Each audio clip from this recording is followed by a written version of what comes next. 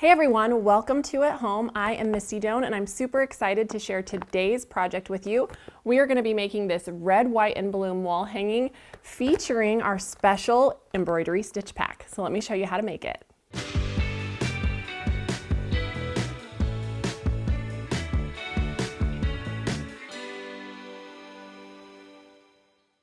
To make today's project, you are going to need 2 packages of 5-inch squares, and I use this fireworks pack from the I've Got Hue Babe collection, which I love. That's just various fabrics. You won't necessarily get the same fabrics every time, but the colorway is the same. And these are from Henry Glass, super fun.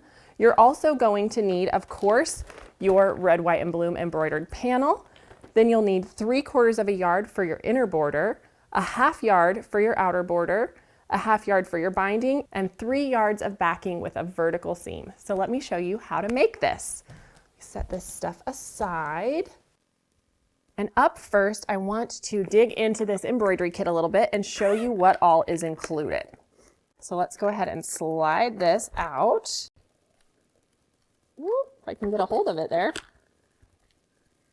There we go. So when you open this up, you are going to have, of course, your embroidery hoop. You've got a little keeper that has your notions and a needle minder in here. So it's got a threader, scissors, and this adorable little flower. I love that. It also has your little instruction cards, and it says, stitch your way through the seasons with a floral tribute to the stars and stripe. I love that. So the idea is that you can stitch 1 flower a day for 365 days to help celebrate America's 250th birthday. So super fun. Of course, you can stitch more than one at a time if you like, but it's just a great way to celebrate. Then you'll find the panel inside. It's on this beautiful canvas, which is super nice to stitch through. Let me see here. There we go. And it is all printed with the different colors that you'll be using. Super fun. And then of course, you have a bundle of your different embroidery flosses as well. So everything you need to stitch this, I would of course stitch the whole panel first before we start on the piecing, but I just wanted to walk you through this. And mine is not gonna be stitched yet since we finished this one behind me, but now I'm gonna clear this off and let me show you how to make the blocks. All right, so the first thing you're gonna do once you've finished stitching this whole panel is you're going to trim it to 18.5 inches tall by 24.5 inches wide. And we are gonna add our little star legs to each of the corners. And the thing that you wanna be careful of is we want each of these to kind of spin around in one continuous direction. And so I'm just going to take some of my 2.5 inch red squares. I just got these by cutting my 5-inch squares in half both directions. And so you're going to do that to pretty much your entire pack because all of this middle is based on 2.5 inch squares. So just plan on cutting your charms down. So now what I like to do when I'm working on star legs is actually cut my squares corner to corner. And I just find that this helps me manage my fabric a little bit better. And so now I'm going to lay this right sides together, and I want this star leg to be shorter on this side and pointing this direction. And so I'm just going to lay this on here and make sure, I like to kind of fold it back and test to make sure my fabric's going to cover, and that looks good. So let's take this first one over here to the sewing machine, and I've got a different fabric here ready to go. And I'm going to add this one and then do the same thing to this last corner. So I am just going to sew 1/4 inch away from the edge of that red fabric, using that as my guide. There's my first one. Now I'll spin this here. And so just like before, I'm putting my right sides of the fabric towards the panel. And I want this to be narrower on the side closest to me, and the long star leg to be pointing that direction. And then sewing 1/4 inch seam.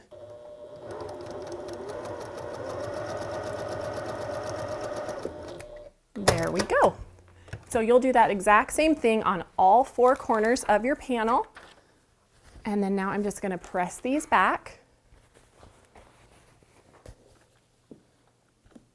you can see it covers the canvas nicely. I've got plenty of overhang. We'll press, oops, went the wrong way. There we go. We'll press this one as well. Beautiful.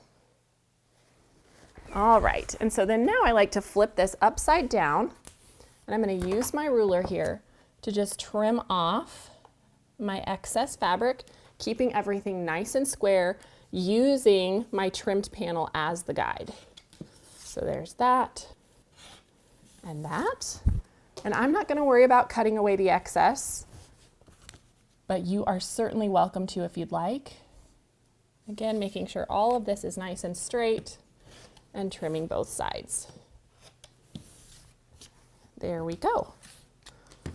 All right, and so now our little middle panel is all done. We've added those star legs spinning all the way around it.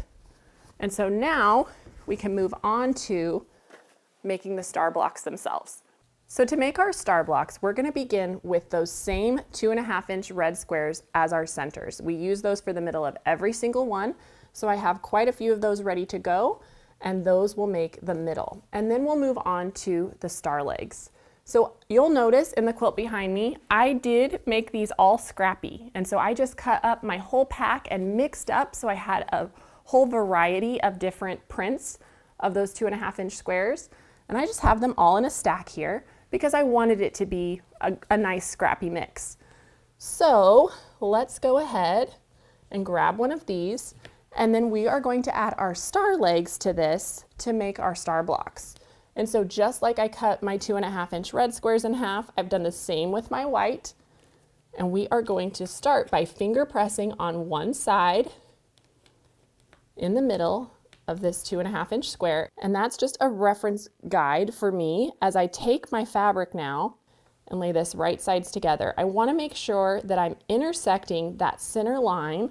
So I always kind of lay the edge of my fabric right on that point so that I know I'm going to have an overlap. And then you can kind of just play and decide where you want your star legs to go from there. And so let's go ahead and we'll sew a 1/4 inch away. I'll finger press this back at the machine and we'll add the other side as well. So here is our first one.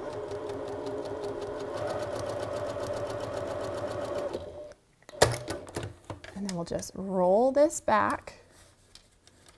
You'll notice I didn't quite cover the bottom here, but that's okay. I know I'm going to catch that in my 1/4 inch seam. I should have checked. I'm usually really good about checking that before I stitch it, but I can make that work.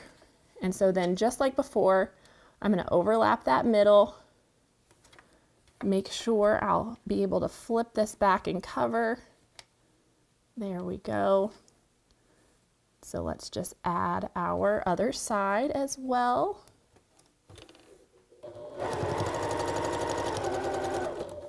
Okay, and now we can take this over to the pressing mat, press these star legs back.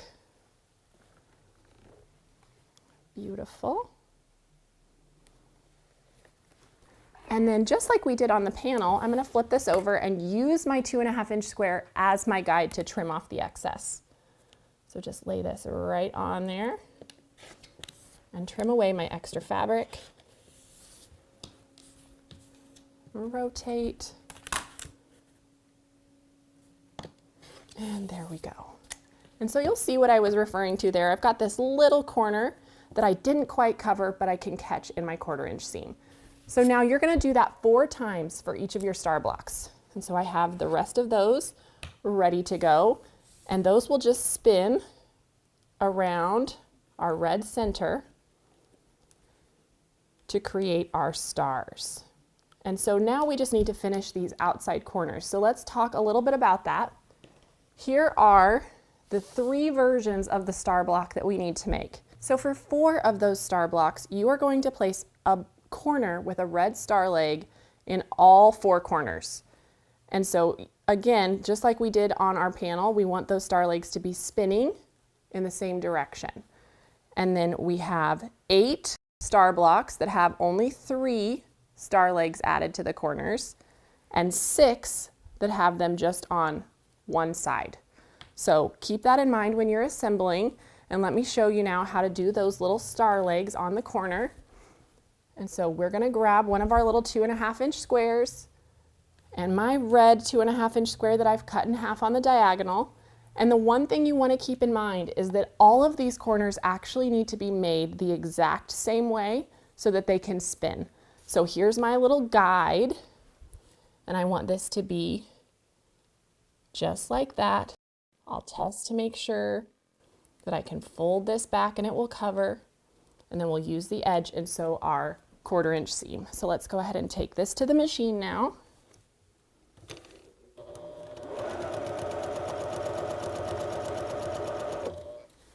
Beautiful.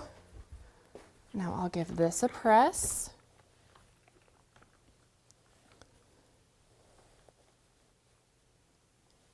All right, and just like before, we'll use our 2.5-inch square as the guide to trim away our excess. And since I know I'm going to be machine quilting this, I don't typically worry about cutting off the extra, but if you are worried, you would just fold this back after you've trimmed it and use your little 1/4-inch seam allowance and trim that away. And that's going to get rid of some of that bulk for you. And so now let's go ahead and finish our little star block. I'm just going to do one with 2. And so this is going to go here. Actually, I'm going to spin it so my fabrics don't touch. So that's going to go in the corner here. And this one's going to face this way.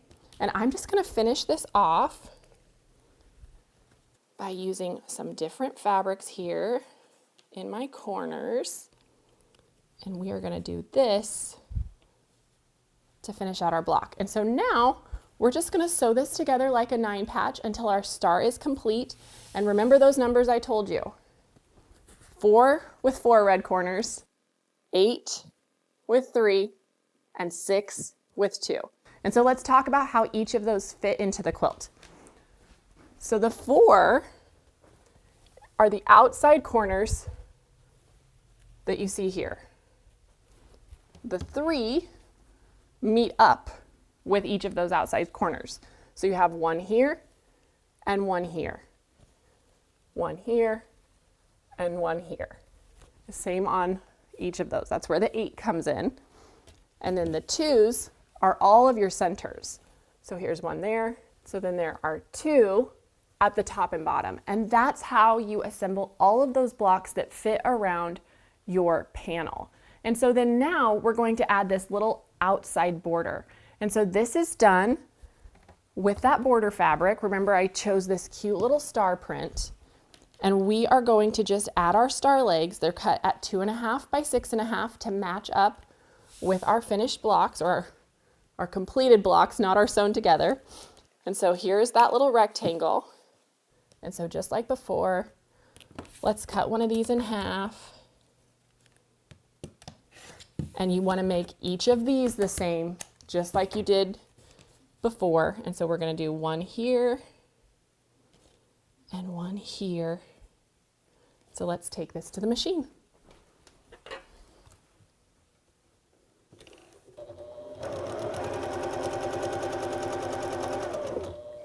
There's that first one. And I'm going to spin this one a little bit. Make sure I'm going to cover. Looks good to me. I actually think that needs to slide down a little bit. There we go.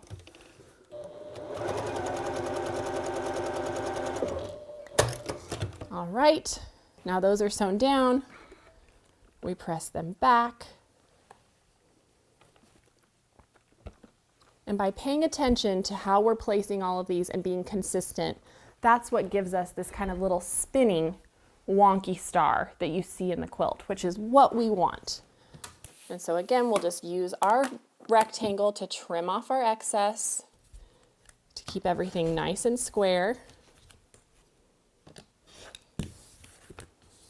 There we go. And then let's bring our blocks back over here so we can see how those fit together. So here is our outside corner. Here is our 3 that go next to it and the 2 that goes next to that. And so then these are going to match up and you can see they're starting to spin. We'll have another one that'll come in along the side, and they'll just match up evenly with each of those blocks that we've made. And then all that leaves is this outside corner, and that's done by adding one star leg to a 2.5-inch square. And that completes our first little inner border. So then we're going to add this outer border that's 3.5 inches to frame up the whole thing. It finishes at 40 by 46 inches, so a great little wall hanging. I quilted the whole thing with Star Spangled, and I used these cute red stars as our backing. You can really see the quilting back there.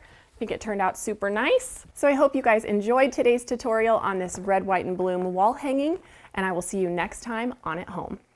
Hey everyone, thank you so much for watching At Home. We're so excited to be almost 1 million quilters strong here at Missouri Star. And so if you haven't already joined our family, be sure to subscribe and hit that notification bell so you can be notified of all of our future tutorials, and we'll see you soon.